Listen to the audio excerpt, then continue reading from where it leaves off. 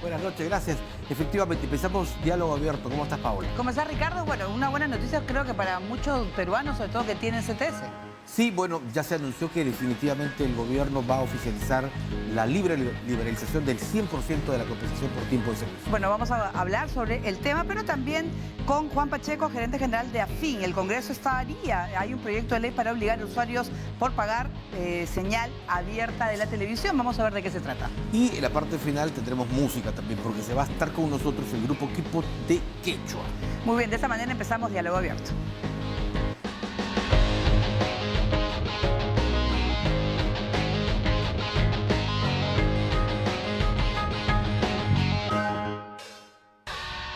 Hemos crecido 1.38%, lo cual abre paso a la recuperación económica sobre la que estamos trabajando sin descanso en el gobierno. En breve plazo se va a promulgar la ley que autoriza a los trabajadores la libre disposición del 100% de la compensación por tiempo de servicios a fin de cubrir sus necesidades por causa de la actual crisis económica. Lamentablemente un excongresista y un alcalde de Junín desactivó esas fotopapeletas en la cartera central y hoy en día han aumentado cerca a un 90% los accidentes en carretera central.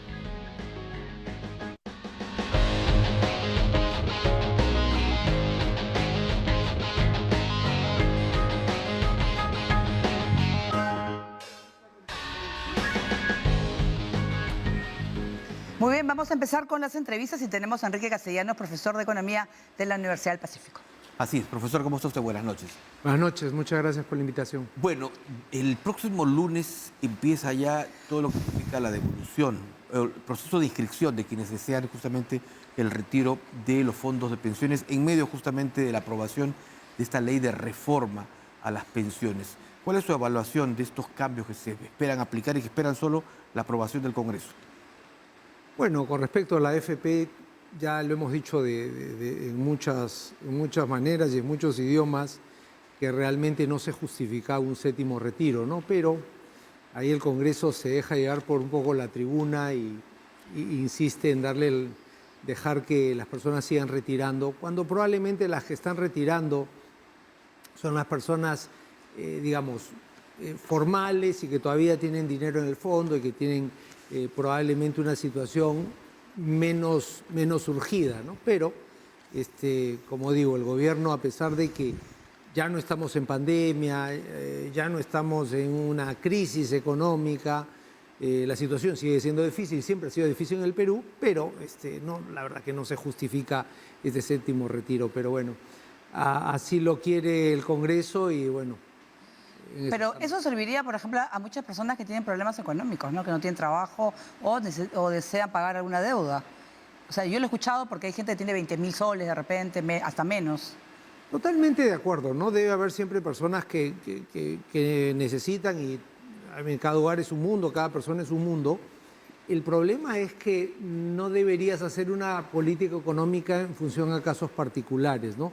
Sé que puede sonar medio frío, medio insensible, pero la idea del fondo era tener un monto X para las pensiones, para el futuro, y no cada vez que necesitemos dinero. Y siempre se necesitan dinero, siempre queremos un poco más, siempre queremos gastarlo o ahorrarlo de alguna u otra forma, ¿no? Ahora, hay importantes novedades en estos cambios que se van a aplicar a las reformas. Por ejemplo, incluso los trabajadores que entregan recibo por honorarios van a empezar a tributar, mejor dicho, a aportar a las AFPs. Bueno, esa es una idea. Yo no sé en qué medida eso realmente pueda ser aplicable, ¿no? ¿Por qué? ¿Por qué? Porque realmente hay bastantes necesidades, cuántas personas que están realmente necesitadas giran recibo y cuántas no giran recibo, ¿no? Entonces, realmente, si bien eso puede ser algo que en el papel suene bien, creo que efectivamente no va a funcionar en la medida y la cantidad que se necesita, ¿no? Probablemente son muy pocos los profesionales independientes giran recibo hoy en día, ¿no? La gran mayoría es informal, ¿no? Claro, la Comisión de Economía pues aprobó la nueva ley de modernización del sistema provisional peruano. Es que hay mucho por mejorar, ¿no? Sobre todo en los cuales no sería prohibir el retiro, por ejemplo, del dinero. Poco dinero quedará también porque hay mucha gente, la gran mayoría que ha retirado, que ha podido retirar. Es que esto de prohibir, bueno, por un lado están abriendo para Sí. que saque el séptimo retiro, por lo tanto del otro lado estoy prohibiendo. Tiene todo el sentido del mundo prohibir si es que estoy tratando de implementar una pensión mínima. Claro. O sea, si yo te voy a asegurar una pensión mínima, no te voy a dar la facilidad para que retires. Eso es casi una consecuencia, ¿no? A mí me gusta el tema de pensión mínima. Cualquier sociedad moderna debería tener una pensión para que ninguno de sus ancianos se muera Claro. en la calle o debajo de un puente, ¿no? Hoy por hoy ya tenemos una pensión 65, pero la cobertura no llega a todos y el monto es muy menor todavía. Entonces lo de pensión 65, perdón, lo de pensión mínima universal camina bien, me gusta la idea, Ya. pero ahí paras. Después hay otras ideas que no creo que las están pensando bien, creo que no va a ser más una complicación que van a tener que un efecto real, ¿no? La pensión por consumo, que es Eso. una suerte que me parece de copia europea, ¿no? Y que es una que había esbozado Keiko Fujimori, que hoy se ha incluido dentro de todo este paquete. Ya, ese es, para mí no le veo pies ni cabeza. La pensión por consumo quiere decir que tú todos tus consumos los juntas hasta un máximo de 8 UITs, que es más o menos 40.000 soles, y el 1% de eso, o sea, 400 soles, pueden ir a tu pensión por consumo, ¿no? Ahora, ¿cuántas personas en real necesidad pueden gastar hasta 40.000 soles, que es más o menos más de 3.000 soles por mes, en consumo y en consumo formal, Eso, que te dan sobre todo boleta, eso, ¿no? Entonces, sobre todo eso. ¿quiénes eventualmente serían los beneficiados? Probablemente la gente que puede consumir más pudiente y que consume formalmente.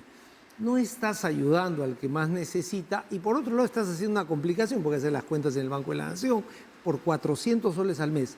Ahora, ponle 400 al mes por 40 años, sale 16.000 soles, no te mueve la aguja. La verdad que eso es más jugar para la tribuna que generar un efecto real. Y además, le estás a las tan vilipendiadas AFPs, le estás subsidiando el producto, porque le estás diciendo, oye, voy a quitar del IGB y te lo voy a tener en los fondos que tú manejas. Claro. Yo también quiero que me subsidien mi producto que vendo, ¿no? Claro. Entonces, para las AFPs creo que ha sido una conquista desde el punto de vista de su negocio. Y al final, tienes gerentes del FP que están buscando hacer su negocio y es totalmente legítimo porque para eso les pagan, ¿no? Por ejemplo, hay una edición de Global Pension Index 2023. El Perú tiene el tercer peor sistema de América Latina comparado con otros 6 países. ¿Cuál sería lo ideal en el Perú, conociendo que tenemos informalidad muy alta? Ya, ¿Cuál sería la solución? Porque al final la AFP vemos que no todo el mundo está en la AFP. Antes de eso, te diría otras cifras que son peores aún, ¿no? Te diría 60% de los peruanos somos pobres o estamos al borde de la pobreza, 20 millones de personas. Esa cifra ha salido la semana pasada. 3 de 4 peruanos no tienen agua potable en su casa. Casi la mitad de los niños tienen anemia. Yo te diría que la pensión es ya la cereza del queque, pero tenemos que trabajar mucho en salud, educación e infraestructura. Y a partir de ahí empezar a construir el tema de pensiones. A mí de verdad más me preocupan las cifras que les digo de pobreza, de educación, de salud, de agua potable, que el tema de pensiones en sí. No me sorprende que Perú sea de los terceros o de los cuartos, de los quintos peores, pero es una consecuencia de lo anterior, Claro. de una población poco educada, poco, digamos, no muy bien alimentada, que no tiene acceso a los servicios básicos, que no tenga pensión es una, como se dice coloquialmente, una raya más al tigre, ¿no? ¿Seguirá creciendo entonces pensión 65? A este paso esperemos que no, ¿no? Pero si algo tuviera que hacer yo en el tema de reforma de pensiones es tratar de darles por lo menos el pilar básico a todos, ¿no? Claro. Ahora, eso es simplemente para paliar el tema de pobreza, no soluciona el problema de fondo. Ayer, por ejemplo, como resultado de esta propuesta, Gestión decía que aproximadamente el gobierno, el Estado tendría que desembolsar 1.250 millones de dólares para subsidiar todo ello. Pero no es tanta plata. Mira, hoy por hoy, Es la mitad de lo que pide Petroperú. está bien, pero es la mitad, eso es otro problema. Sí. Hoy día, en exoneraciones tributarias, el Perú gasta al año más o menos 20.000 millones de soles. No me lo invento yo, eso está en el marco macroeconómico multianual que publica el gobierno. Son exoneraciones tributarias que tenemos y que están perennizadas por los siglos de los siglos. ¿Qué cosas están exonerados de impuestos en el Perú? Las loterías, casas de juego, casinos, etcétera, no pagan IGB. ¿Por qué? Porque se supone que eran de la beneficencia, está ahí un tema ahí. Todo el oriente peruano no paga IGB. Se van a molestar los amigos de Loreto conmigo y tal, pero ellos no pagan IGB, ¿no? El combustible está exonerado. Nosotros no pagamos impuesto a la renta sobre los intereses que ganamos en el banco. Es una renta, podríamos pagar impuestos, no lo pagamos. Suma todas esas exoneraciones, suma 20.000 millones de soles. Eso, hablándolo en dólares, estás hablando de ¿cuánto? 6.000 millones de dólares. Ahí hay plata. Entonces, quítame las exoneraciones, no me crees impuestos, quítame esas exoneraciones que están por los siglos de los siglos ahí y tienes fondos. Lo que pasa es que para eso necesitas manejo político, pararte y pelearte con por ahí personas y gente que no te quieres pelear, ¿no? Claro, y además uno se pone a pensar, los que están trabajando ahora, en un futuro serán los que van a dar la pensión a los, sobre todo la ONP. Y si no tienen trabajo, porque al final no tienen trabajo muchos jóvenes, ese pago no se va a ver. Se ha visto en España, por ejemplo. De cualquier forma va a pasar eso. O sea, Va a pasar. probablemente nuestros hijos les estamos dejando la factura de todas esas personas que se están gastando toda la FP y todo la ONP y todas las pensiones, ¿no? Claro, porque esas personas que están sacando ahora la FP, dentro de 10 años, No van a tener nada. pensión 65. Y los que van a decir, ya será mi problema. No, Pero pero eso es es lo que ya será mi problema, pero de nuevo, un Estado medianamente civilizado no va a dejar que sus ancianos se mueran en la calle, pues. Claro. Vamos a tener que ayudar. No, ahora está también el tema de retiro de la CTS también, que es para un grupo, pero también puede ayudar, pero es que mucha gente tiene deuda, pues. Entonces es una manera de poder, me preocupo por mí ahora y no pienso en el futuro. Sí, bueno, ahí están las joyas de la abuelita, sí, vamos a venderlas todas, ¿no? Ya después veremos qué se hace, ¿no? Y ahorita Claro. me compro mi televisor, o pago mis deudas, Claro. o me doy digamos, no sé, me lo gasto en lo que quiero y ya veré después. Desafortunadamente somos un país con tantísimas necesidades que cunde la desesperación y dices, oye, ahorita tengo importa, hambre, ese dinero lo me sirve, necesito, claro. me sirve y simplemente nos quedamos sin nada para el futuro. Pero, digamos, ese es uno de los tantos problemas de ser un país que pues no viene dando la talla. Las cifras de pobreza de la semana pasada son dramáticas. Esto es peor que no ir a un mundial. Profesor, lo veo poco optimista entonces en el tema de reformas pensionarias. ¿Seguirá siendo un dolor de cabeza? No puedes hacer Una el mochila penthouse. sobre los hombros del Estado Estamos peruano. tratando de reformar el penthouse y el primer y el segundo piso todavía no lo hemos Porque se hablaba de- apuntalado bien. Porque se hablaba de un sistema mixto, ¿no? Pero eso no, o sea, Córtalo como lo quieras cortar. Somos Ya. un país pobre. Si la gente es Ok. informal y la gente no gana plata, llama a la AFP, llama a la ONP, llámala como la quieras llamar, no son magos. No te van a poder dar una buena pensión si tu sueldo durante tu vida laboral fue de 1.500 soles. No alcanza. es imposible. Claro. Imposible. Desafortunadamente es eso. Todo lo demás es jugarle para la tribuna, como dicen los congresistas. Congresistas, ya saben qué tipo de congresistas tenemos, o sea que mejor ni me meto ahí. Es que es una realidad, de verdad. Sí, pues, esta mañana escuchaba en algún sitio Por eso, perdóname, digo, bueno, vayamos al primer pilar. Demos Claro. a todos los ancianos por lo menos la canasta básica, 460 soles, lo que fuera. Ya. Hay 1,5 millones de ancianos en Perú que están en pobreza, bueno, vamos a atenderlos a ellos. Y creo que con eso me doy por bien servido un país con tantísimas limitaciones como el Perú. Wow. De alguna manera las AFPs han paliado también durante lo que fue la pandemia la ayuda social, ¿no? porque bueno, hay gente que ha retirado a 4, 5, Sí, 6 sí, veces, totalmente. lo que le hubiera costado al Estado una serie de bonos. O sea, Totalmente. si multiplicamos toda esa cifra de miles de millones de soles que salieron justamente de las AFPs, o sea, al menos de alguna manera ayudaron a miles de personas. Con ese séptimo retiro van a ser 100.000 millones de soles que estarían saliendo más o menos. Hasta el momento han salido 88.000. Digamos que va a salir 100.000 y pico, algo así. Sí, totalmente, pero son nuestros ahorros que nos costaron 30 años ahorrar, a la redundancia, que nos los hemos, Gastado. digamos así, comido, si me permiten la palabra, en 3 años. ¿Y cómo afecta a los que se quedan en las AFPs? A los que tienen fondos todavía. Mira, a ver, afecta en general al sistema, ¿no? Ya. Porque eventualmente lo que está haciendo la AFP es no invertir en algunas cosas que podrían ser más rentables y lo tiene que dejar en activos menos rentables pero más líquidos porque sabe que Ya. en cualquier momento van y le pasan, le sacan otra tajada más. Porque si ha habido 7 retiros, mira, no te extrañe nada que en 6 meses va a haber el 8º retiro, ¿no? Y a alguien se le ocurre el 9º y ya simplemente ya se está desvirtuando el sistema, porque va a quedar tan poca plata que dices, bueno, también me la saco. Mayor Ya no- riesgo, pues hay mayor riesgo, claro. Sí, mayor riesgo. Lamentablemente, las AFPs es un buen sistema que funcionó para unos pocos, para la gran mayoría, que es mitad informal, mitad Sí. formal, y que no han tenido, desafortunadamente, sueldos buenos, pues no le han salido unas pensiones que no cierran, pues. Entonces, pero eso, y acá no quiero defenderlas las AFPs, simplemente no es culpa de ellos. Claro.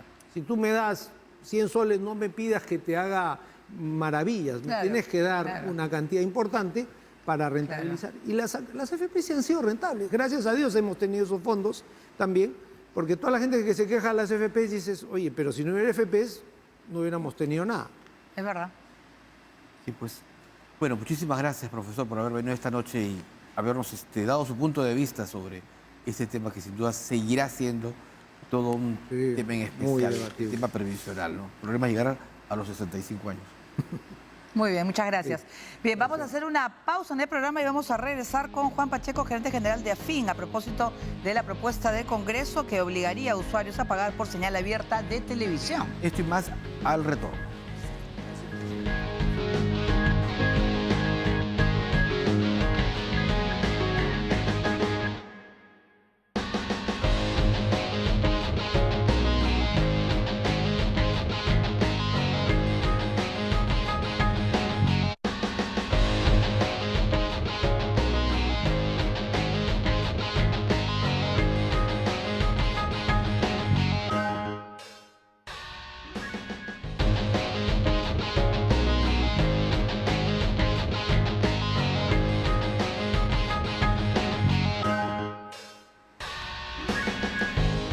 Bien, vamos a ir hacia otro tema entonces, hablar de un proyecto de ley que se ha conocido, está en el Congreso de la República, mediante el cual se obligaría a los usuarios a pagar por señal abierta de televisión. Es decir, esto se podría interpretar, Paola, que sería una suerte de TV paga.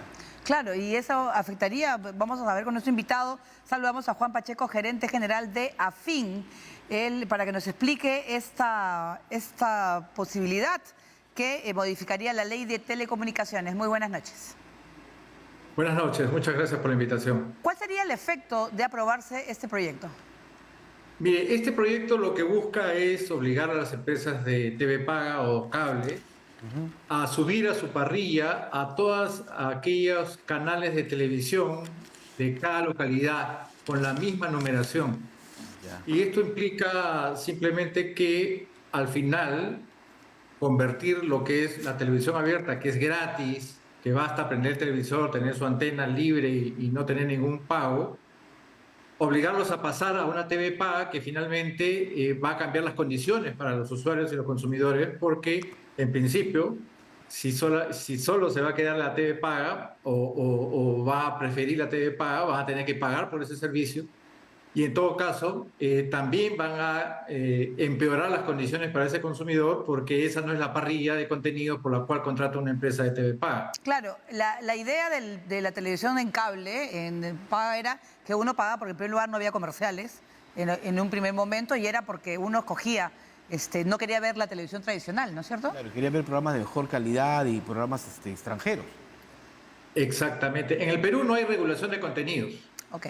por ejemplo, en señal abierta, ¿no? Y este proyecto nos preocupa porque, por ejemplo, no tiene ningún dictamen de la Comisión de Transportes y Comunicaciones, que es la comisión dictaminadora, donde ha recibido todas las opiniones en sentido contrario y negativo, tanto del Ministerio de Transportes y Comunicaciones, de los ICTEL, de la Asociación de Cable, digamos, de los cableros del interior, de nosotros, solamente, o sea, no tiene ninguna opinión positiva institucional. Entonces, nos preocupa que sin dictamen previo quiera ponerse a discusión en el Pleno, porque esto simplemente cambia las condiciones, no solamente de la ley de telecomunicaciones, sino crea obligaciones que van a desnaturalizar la televisión paga, ¿no? Señor Juan Pacheco, ¿quiénes están promoviendo esta norma, esta propuesta de ley? Entendemos que está siendo promovida por aquellas empresas de radiodifusión, digamos, de carácter regional, Ya. ¿no? Que además, también para aclararlo, ¿no? Como ustedes saben, existen dos bandas, tanto la VHF como UHF, del 2 al 13 y del 15 al 45, que se replica en cada provincia, en cada localidad radioeléctrica en realidad, pero en cada provincia, más o menos, porque depende de la canalización de cada localidad, que tendría que estar siendo subida, si se aprobara esta ley, por cada empresa en cada ciudad, lo cual simplemente técnicamente es inviable. Existen más de 2.103 autorizaciones de televisión, tanto en VHF como en UHF a nivel nacional. O sea, por ejemplo, en algunas tecnologías como la televisión por satélite, que es inviable porque el contenido viene de señal internacional. Entonces, nada de estas cosas se están apreciando en esta pretensión de discutir este proyecto que simplemente va a alterar el mercado de telecomunicaciones sin tomar en cuenta la realidad del sector. ¿Y por qué no impulsar la TDT que tanto se vio en los últimos años? Porque mucha gente ni siquiera ve televisión por cable, ni siquiera ve televisión en señal abierta. El digital, lo digital es el presente y futuro.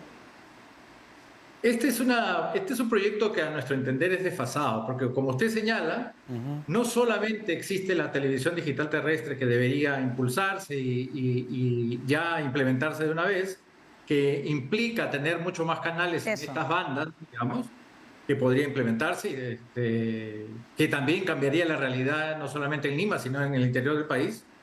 Y además, debemos tomar en cuenta que la TV paga viene disminuyendo el número de suscriptores, porque la mayor cantidad de gente prefiere ver Internet, prefiere ver programas a través digamos, del streaming, ¿no? Entonces, la competencia de cable ahora es el streaming, el Internet. Entonces, esta norma, digamos, tiene una mirada desfasada en el tiempo, porque en realidad no es competencia, ya la TV paga, sino la Internet.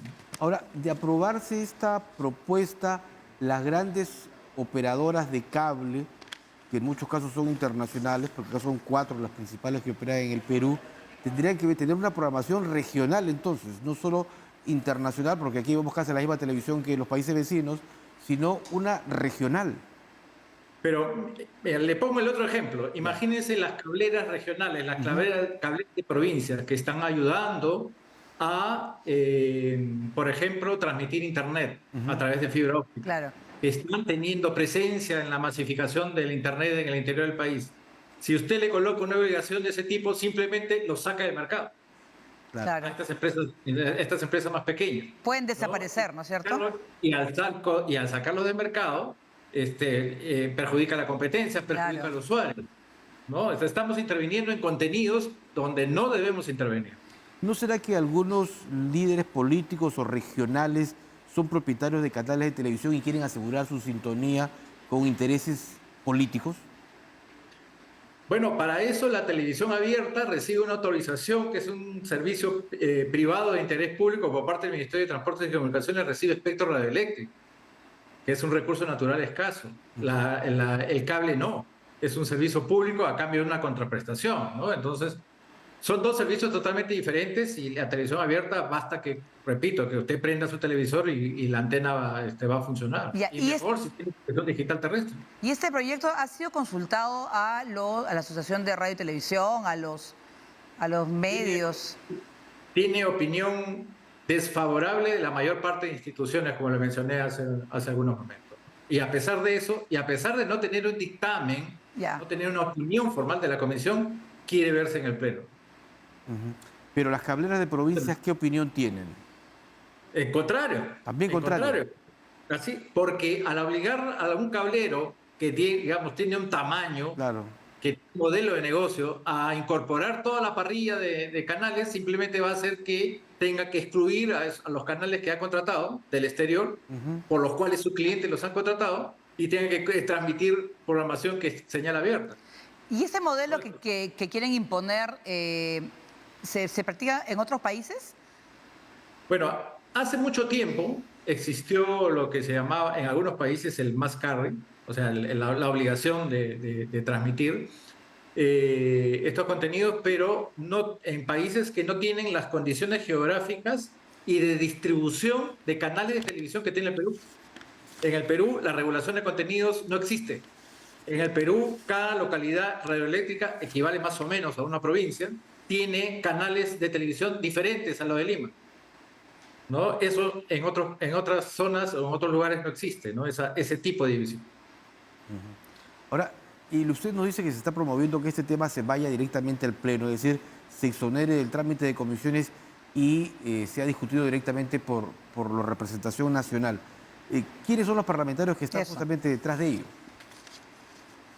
Bueno, entendemos que es la Junta de Portavoces la que ha aprobado esta exoneración del dictamen, ¿no? Para verse directamente en el Pleno. Yo estaba leyendo que creo que tiene este intento de modificación cerca de 2 años, ¿no? En el Congreso de la República ha estado viendo incluso la preocupación que se está dando a conocer. ¿Ustedes saben si se tiene ya el interés de poder ingresarlo en las próximas semanas? Bueno, en principio nos han anunciado que estaría viéndose a primera hora en el Pleno el día de mañana. También tenemos conocimiento, bueno, este proyecto no es la primera vez que se intenta. En el año 2017 ya ha tenido un dictamen de archivamiento por el análisis con los mismos argumentos. Se está volviendo a insistir, ¿no? Y lo que básicamente estamos pidiendo es que no debemos desnaturalizar la televisión abierta convirtiéndola en TV paga, ¿no? Ellos argumentan, por ejemplo, que es para transmitir mensajes de función de naturaleza social, pero para eso existe la televisión del Estado, como estamos conversando a través de ustedes, ¿no? Claro. Y más, incluso con televisión digital terrestre. Es querer intentar, no sé, pues tener acceso a los contenidos, ¿no es cierto? Es peligroso desde el momento de que queremos regular qué cosa quiere ver la gente, qué cosa tiene que ver la población. Claro, pero tú tienes libertad de contratar una empresa de cable porque no quieres ver otras cosas y te están obligando a... Es una alternativa. Claro, es una alternativa. Libertad de contratación, libertad de empresa, libertad de expresión. Desde el punto de vista legal, nosotros también consideramos que tiene vicios sin constitucionalidad este proyecto. Pero además, técnicamente, como le explicaba, ¿no? Claro. Es inviable. Es inviable. Bien, muchísimas gracias pues al señor Juan Pacheco, gerente general de AFIN, por estar con nosotros esta noche. Gracias. Muchas gracias por la atención. Muy bien, vamos a hacer una pausa y cuando regresemos. Así es, al retorno justamente vamos a conocer a los integrantes del grupo Ketpot en quechua. Lenin Tamayo, que es el creador justamente. Volvemos.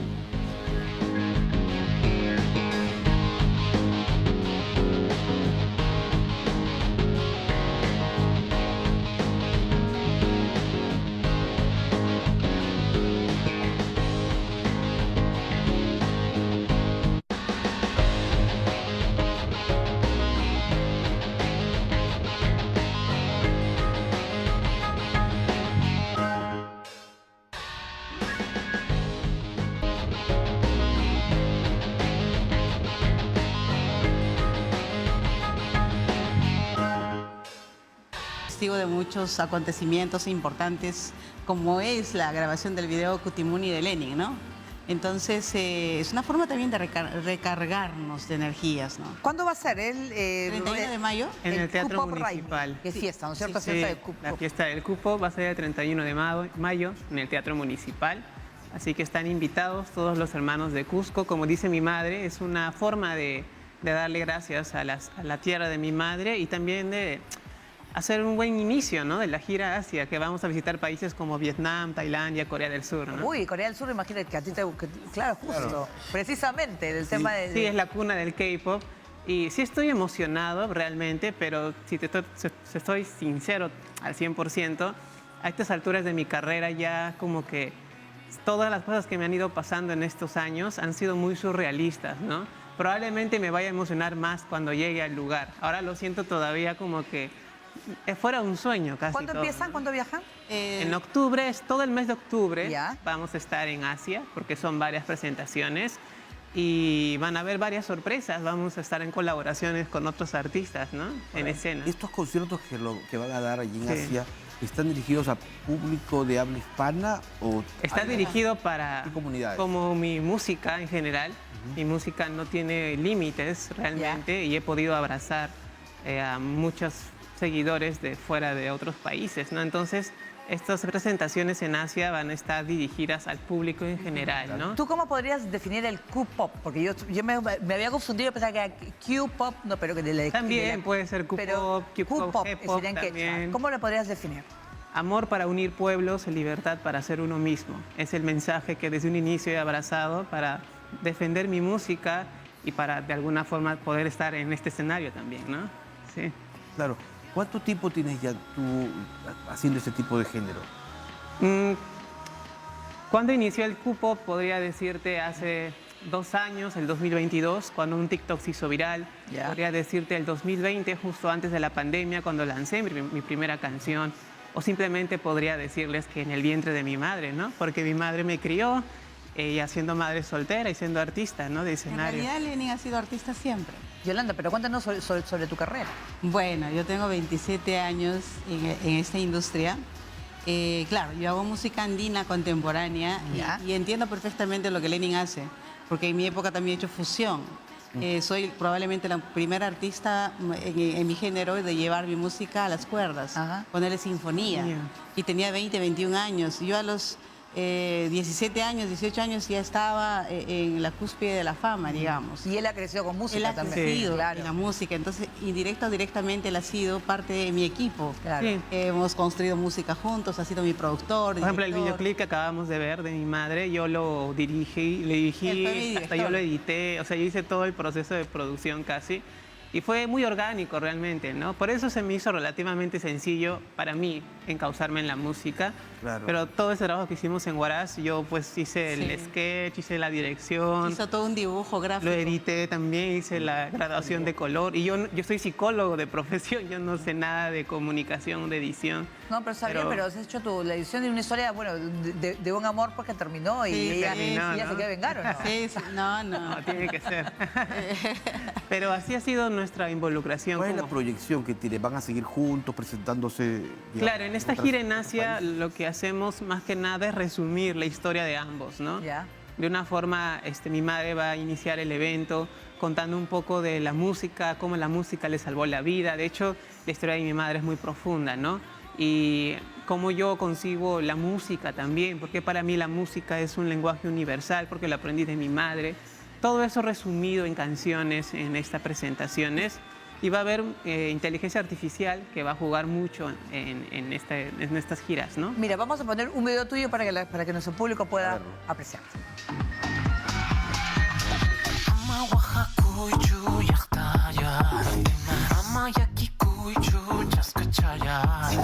Viaje empieza ya, el viaje empieza ya, ya. Hangwan, Hangwan. Amo Kuwayay, amo Kuwayay. Warma masiyay, warma masiyay. La fiesta empieza hoy, la fiesta empieza hoy, hoy. Vamos, vamos. Lenin, cuéntanos un poco sobre el videoclip, porque tú me estabas comentando que lo tuyo fue que se hizo viral en video. Sí, fue hace 2 años con otro lanzamiento, Kusuri Kusum. Esta canción fue la segunda canción que lancé oficialmente fue realizada en Barranco, se llama Inti Raymi. Lo interesante tal vez que puedo rescatar de este proyecto es que lo lancé después de lanzar Imainata, que es un videoclip que se grabó en Puno, que se hizo muy viral internacionalmente.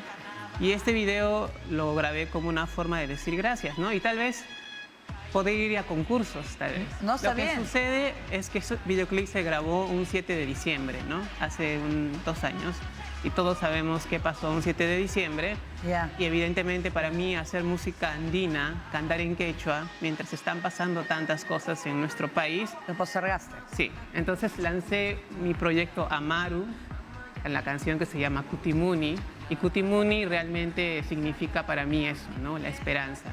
Sería genial, hubiese sido chévere que lo hubieran pasado, pero todo este proyecto Amaru fue grabado en la ciudad imperial de Cusco, ¿no? ¿Tu carrera se ha hecho más en redes, digamos, ahí te has hecho más conocido? Sí, efectivamente yo nací en TikTok y fui escalando. Ahora yo me he desapegado mucho en redes sociales porque existe mucho esta estigma del influencer/artista, ¿no? Ya. Estamos en un punto de quiebre con las redes sociales. A lo que voy es que muchos artistas están empezando a emerger en TikTok y a veces no se encuentra el balance exacto entre ser influencer y Ya. hacer que algo se haga viral y ser artista y hacer que tu mensaje tenga un contenido, ¿no? Entonces Yolanda? es un equilibrio, ¿no? ¿Tú, Yolanda, también estás activa en redes o no? Sí, siempre. En las redes Es la mayor difusión, la mejor, sobre todo con nuevas generaciones. hay democracia. Yo tengo en las redes hace muchísimo tiempo. Es una posibilidad de conectarte con tus seguidores. Claro. Pero también es importante lo que Lenin dice. Siempre en casa se dice, pensar en quechua, soñar en quechua, ser quechua, vivir quechua, es distinto a conectarte en el español o en el castellano.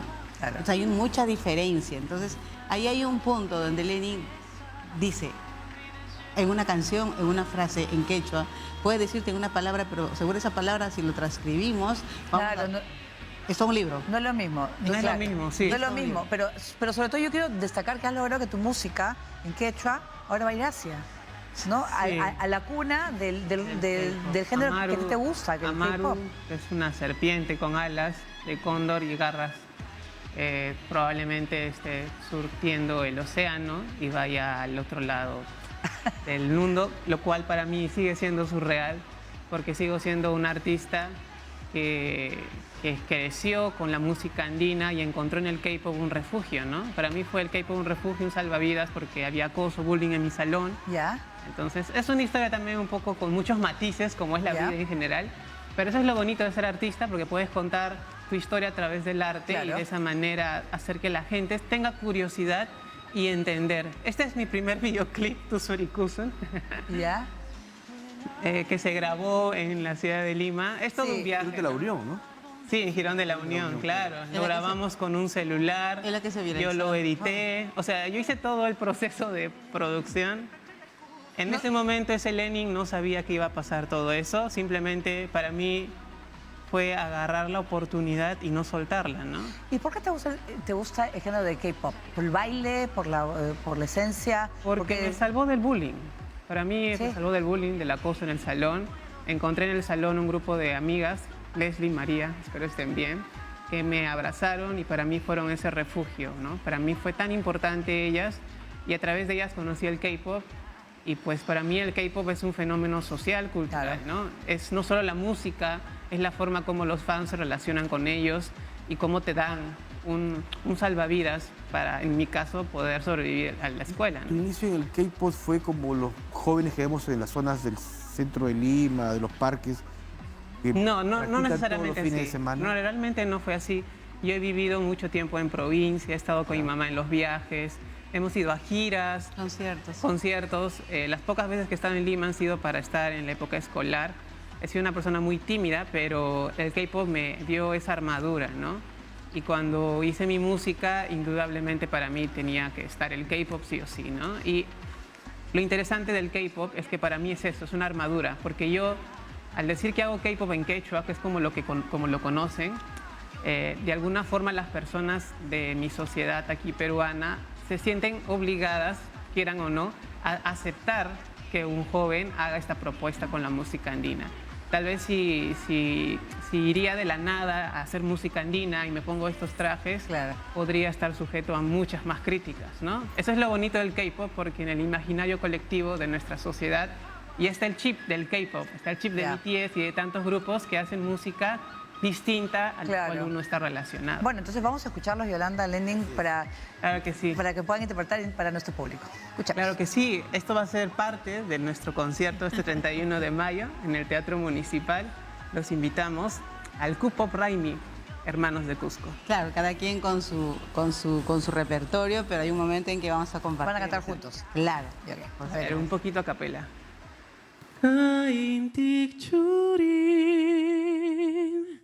Kaikiya huawan, Yang nita kancari hanggang kipurini.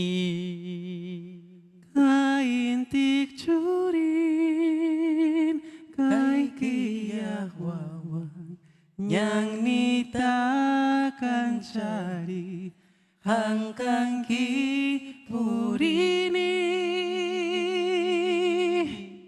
Nos vemos, Urpis, en Cusco. Vamos a aplaudirlo, porque- Muy bien. Bravo. No, pero sobre todo, a mí me gusta, lindo sonaba, ¿no es cierto? Y dime, ¿y tú qué sientes, Yolanda? combinación. Tu hijo que está saliendo adelante con la música, una propuesta diferente también. Sí, está bien, yo lo aplaudo. Soy artista desde que tengo 7 años. Para mí el arte es mi forma de vivir. Claro. Es mi forma de escribir mi historia. Es mi forma de contar. Y claro, yo entiendo perfectamente sus batallas, sus luchas. Ahora que soy su manager. Ya. Madre y mano. Para ya no Mami estar manager, diciendo- era mami Su mamá y no, manager, la manager.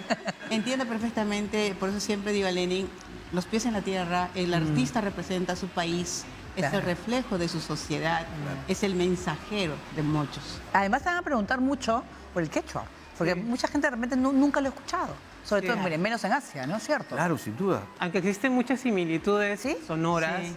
y sobre todo en profundidad, tal vez me atrevería a decir. Porque en el quechua, como le decía a mi mamá ayer, justo que estaba haciendo algunas traducciones de algunas canciones en quechua, cuando tú traduces el quechua al español, literalmente se pierde Claro. la poesía de la canción. Pero y yo le decía a mi mamá, y hay idiomas como el japonés o el coreano que tienen, aparte de su diccionario de palabras, un diccionario de refranes. Porque hay diccionarios, hay frases de la naturaleza que usan en idiomas asiáticos que no significa lo que dice realmente, sino que tiene un significado más profundo, ¿no? Y que eso realmente podría haber en el quechua, ¿no? Entonces, hay cosas muy similitudes, no solo en el idioma, tal vez también puede ser en la suerte de sincronicidad con la naturaleza, ¿no? En el pensamiento andino es cíclico, tiene mucho que ver con la naturaleza, con la conexión con nosotros mismos, ¿no? Perfecto. La poesía. Muchísimas gracias a ambos por haber A estado. ustedes. Muchas gracias. Reiteramos, a fin de mes es la presentación. Sí, 31 de mayo. 31 de mayo en el Teatro Municipal Cusco, Warmis y Harris, tenemos este concierto K-pop Raimi. Sí, los invitamos. Si desean conseguir sus entradas, voy a aprovechar su plataforma. Las pueden conseguir al WhatsApp 929-396-619. 929-396-619. Así que nos vemos en el cupo Muy bien. Raimi. Muy bien, muchas gracias a nuestros A ustedes. invitados y de esta manera Muchas gracias. nos despedimos. Gracias por acompañarnos esta noche. Hasta mañana.